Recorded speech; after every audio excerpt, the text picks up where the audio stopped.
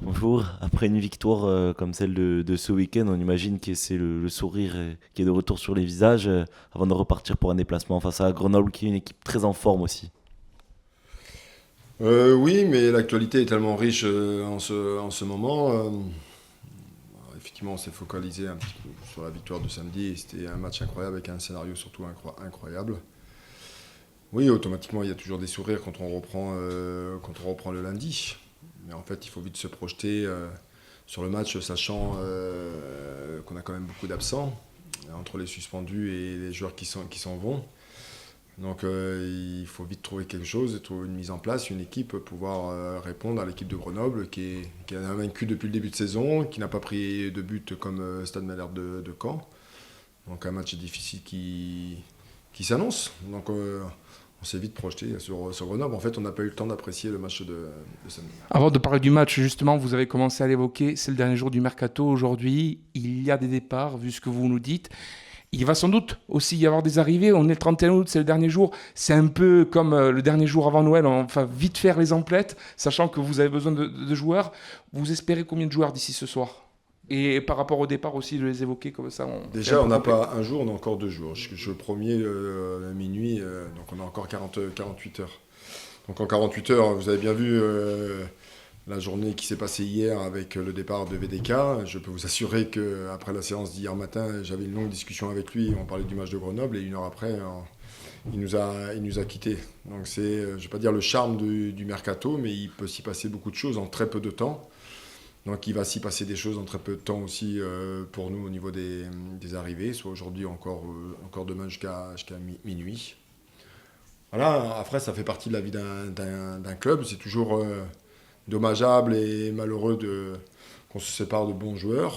Mais maintenant, voilà, il y a des impératifs au niveau du club, il y a des impératifs au niveau du joueur aussi. Il y a des occasions qui se présentent vous pouvez pas refuser. Donc il faut se mettre à la place de tout le monde, voilà, à la place du club et puis à la place du joueur aussi.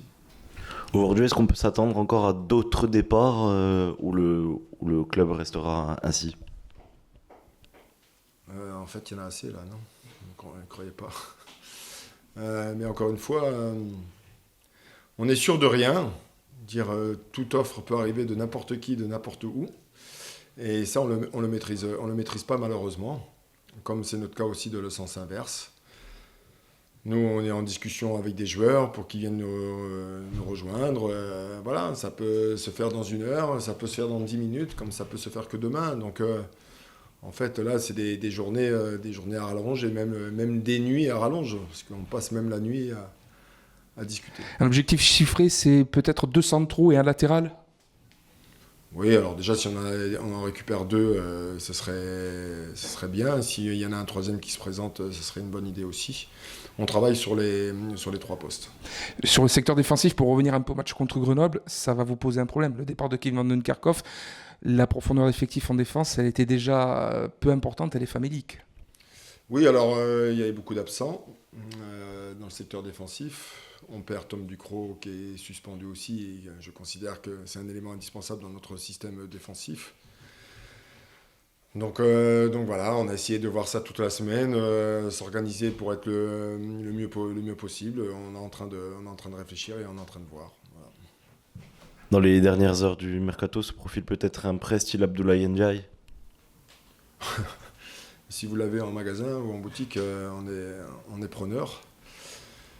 Dire des profils de joueurs comme Abdou, bien sûr, qu'on regarde, où on a des possibilités, mais encore une fois, c'est pas la première fois que je vous le répète, on ne maîtrise pas tous les sujets. Il y a le joueur, il y a les clubs, il y a les agents, il y a nous.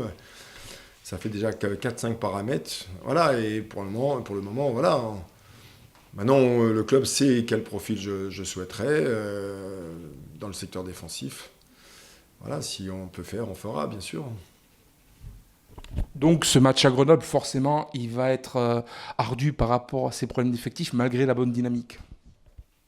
Oui, alors, même en dehors des petits problèmes d'effectifs aujourd'hui, il aurait été compliqué et ardu. Euh, voilà, maintenant, c'est un match particulier déjà pour ces problèmes de transfert, et puis c'est un match juste avant la trêve internationale. dire pour les deux équipes. Et c'est toujours délicat quand vous jouez ce type de match, juste avant une trêve internationale. Ça veut dire que pendant 15 jours, vous n'allez pratiquement pas jouer. La tête des joueurs, elle se trouve où? En fait, notre plus grand du travail aujourd'hui, c'est de les mobiliser mentalement. Dire à travers ce match, en fait, c'est un bon challenge. Dire c'est une équipe invaincue, c'est une équipe qui ne prend pas de but. Dire il y a quand même beaucoup de défis à relever sur cette équipe de Grenoble. Voilà, j'espère qu'on va être à la hauteur du défi.